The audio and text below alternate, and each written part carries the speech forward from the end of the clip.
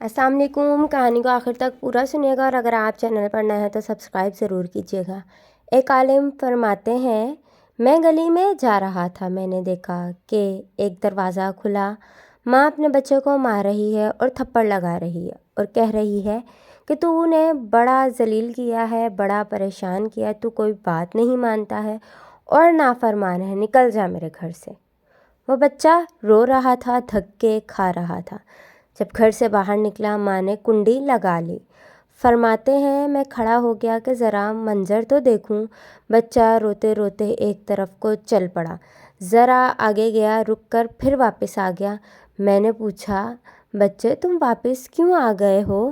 کہنے لگا کہیں اور چلا جاؤں، پھر خیال آیا کہ مجھے دنیا کی ہر چیز مل سکتی ہے پر مجھے ماں کی محبت نہیں مل سکتی، اس لیے واپس آ گیا ہوں۔ محبت ملے گی اسی در سے ملے گی، کہتے ہیں۔ بچہ بات کر کے وہیں بیٹھ گیا، میں بھی وہیں بیٹھ گیا۔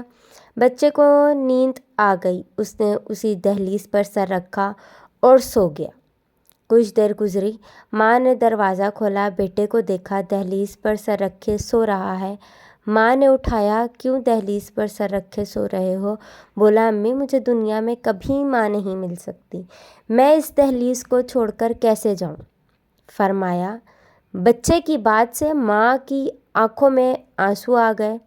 بچے کو سینے سے لگا لیا اور بولی، میرے بیٹے، جب تیرا یقین ہے کہ اس گھر کے سوا تیرا کوئی گھر نہیں، پھر کیوں ستاتا ہے؟ کہنا نہیں مانتا؟ میرا در کھلا ہے، آجا، میں نے تیری غلطیوں کو معاف کر دیا۔ فرماتے ہیں، جب گناہ گار بندہ اپنے رب کے دروازے پر اس طرح آتا ہے، رب کریم میری خطاؤں کو معاف کر دے، میرے گناہوں کو معاف کر دے، اے بے کسوں کے دستگیر، اے ٹوٹے دلوں کو تسلی دینے والے، اے پریشانیوں میں سکون بخشنے والی ذات، اے بے سہارا لوگوں کا سہارا بننے والی ذات، اے گناہوں کو اپنی رحمت کے پردوں میں چھپا لینے والی ذات، تو مجھ پر رحم فرما دے، مجھے در در دھکے کھانے سے بچا لے، اللہ اپنی ناراضگی سے بچا لے، پروردگار آئندہ نیکوکاری کی زندگی عطا فرما۔ جب بندہ اس طرح اپنے آپ کو پیش کر دیتا ہے تو پھر اللہ تعالیٰ اس بندے کی توبہ کو قبول کر لیتا ہے۔